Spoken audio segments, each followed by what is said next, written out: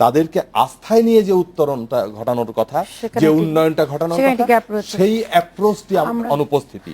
এখানে কিন্তু আমরা যতক্ষণ পর্যন্ত ওই জাতিগোষ্ঠীকে আস্থায় না নিয়ে ততক্ষণ পর্যন্ত উন্নয়ন করতে যাব, ততক্ষণ পর্যন্ত এই ধরনের সংঘাত পদে পদে আসতে থাকবে। আমরা একটু আবারও ফিরবো, আমরা প্যারিস যে সংহতি সমাবেশ সে বিষয়ে ফিরবো, তবে একটা বিরতির পর আরো একটা বিরতিতে যাচ্ছি।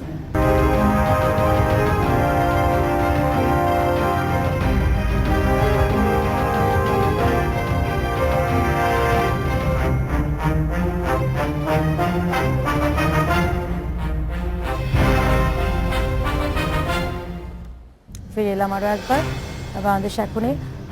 আমরা প্যারিস জনসংহতি যে সংহতি সমাবেশের কথা বলছিলাম, যে হাতে হাত ধরে তারা যে সন্ত্রাসবাদের বিরুদ্ধে এক হয়েছেন, সে বিষয়টিতে প্রথমে আপনার কাছে যাই, যেহেতু আমরা গত কয়েকদিনের কিন্তু যে প্যারিসের পত্রিকা প্রেসে হামলা বা 17 জন মানুষ নিহত যে খবরগুলির ধারাবাহিকতা আসছিল, ঠিক একই সাথে ইউরোপে আজকে এই যে তাদের একসাথে হয় এবং বিশ্বরে তাদের অংশগ্রহণ, সব মিলিয়ে যদি বলেন যে তাদের অবস্থানটা আসলে এখন কোন অবস্থায়? এটা তো গত কয়েকদিন ধরেই পশ্চিমা বিশ্বকে মোটামুটি মাতিয়ে রেখেছে।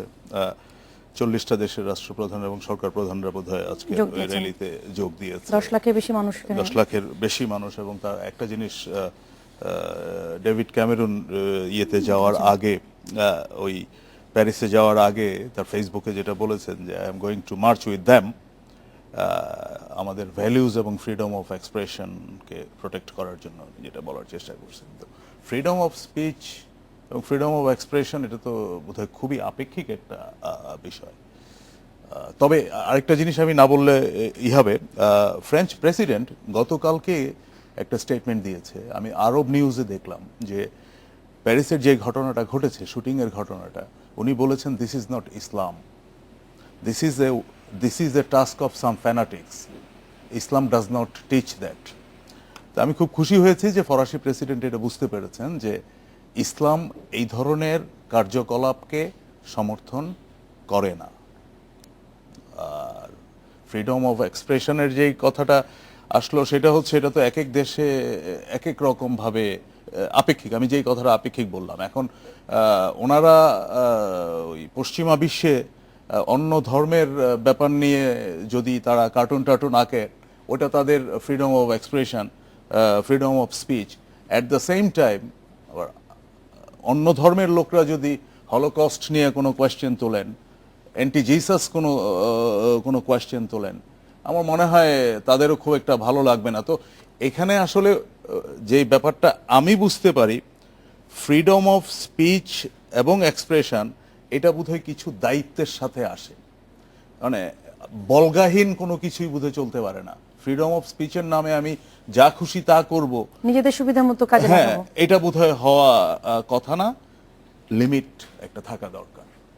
ডেভিড ক্যামেরন আরেকটি কথা বলেছেন যে ধর্মান্ধ চরমপন্থী মতবাদের বিরুদ্ধে অবস্থান নেওয়া আজকে তাদের যে সংহতি সমাবেশ, সেটি তার যে বাংলা করেছেন। এবং ধর্মান্ধ চরমপন্থী সব ধর্মেরই আছে। আমার বিশ্বাস ব্রিটিশ প্রধানমন্ত্রী সব ধর্মান্ধতার কথাই বলেছেন। হানান ভাই, আসলে আজকের এই সংহতি সমাবেশটি কিন্তু একটি ইস্যুতে, সেটি হচ্ছে সন্ত্রাসবাদের বিরুদ্ধে সংহতি।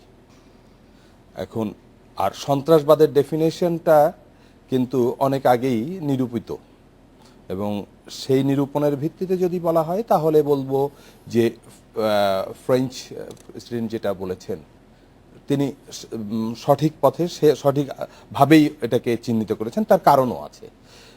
পৃথিবীতে ইহুদি রাষ্ট্র হিসাবে ইসরায়েলের অবস্থান, এবং তারপরে দ্বিতীয় বৃহত্তম ইহুদি বসতি হচ্ছে মার্কিন যুক্তরাষ্ট্রে। এর পরের অবস্থানই কিন্তু ফ্রান্সের একদিকে ফ্রান্স হচ্ছে পৃথিবীর তৃতীয় বৃহত্তম ইহুদি বসতির রাষ্ট্র। পাশাপাশি এই দেশটিতে হচ্ছে 6 থেকে 7 মিলিয়ন মুসলিম অধ্যুষিত একটি দেশ, অর্থাৎ দুটি জাতিগোষ্ঠী, ধর্মীয় জাতিগোষ্ঠী কিন্তু সেখানে ফ্রান্স রাষ্ট্রের অন্যতম পার্ট, অংশ। এক্ষেত্রে সাম্প্রদায়িক যে মানে এটা আপনার চরমপন্থা, এটাকে রাষ্ট্র হিসাবে ফ্রান্স কখনোই পৃষ্ঠপোষকতা দিতে পারে না, এবং সঠিকভাবেই তারা সন্ত্রাসবাদের বিরুদ্ধে তাদের যে অবস্থান সেটি নিয়েছেন। এখন প্রশ্ন দাঁড়িয়েছে যে এই সন্ত্রাসের বিরুদ্ধে যে সংহতি সমাবেশ, এটি সমস্ত ইউরোপকে যখন যদি এক করতে পারে, তাহলে আমাদের মতন এই এশিয়ার বা মধ্য এশিয়ার যে দেশগুলি, সেখানে যেভাবে সন্ত্রাসবাদ জঙ্গিত্ব বিকশিত হচ্ছে, সেই প্রেক্ষাপটে আমাদের অবস্থানটি কি, আমাদের রাষ্ট্রগুলির রাজনীতিকদের অবস্থানটি কি? ইউরোপ থেকে কিন্তু এটা শিক্ষা নেওয়ার সময় এসে গেছে। একটা ব্যর্থ সার্ক সম্মেলন তো তার একটা আমাদের কিন্তু এখন ইউরোপের এই সংহতি সমাবেশ আমাদের চোখে আঙুল দিয়ে দেখিয়ে দিয়েছে আমাদের সময় একদম শেষ মুহূর্তে আছে, যে আমরা কোথায় কোন অবস্থানে আছি এবং আমাদের করণীয় কি। আপনাদের দুজনকে অনেক ধন্যবাদ আমার সাথে থাকার জন্য। শেষ করছি বাংলাদেশ এখন। দেখা হবে আগামীকাল একই সময়। ভালো থাকবেন সবাই।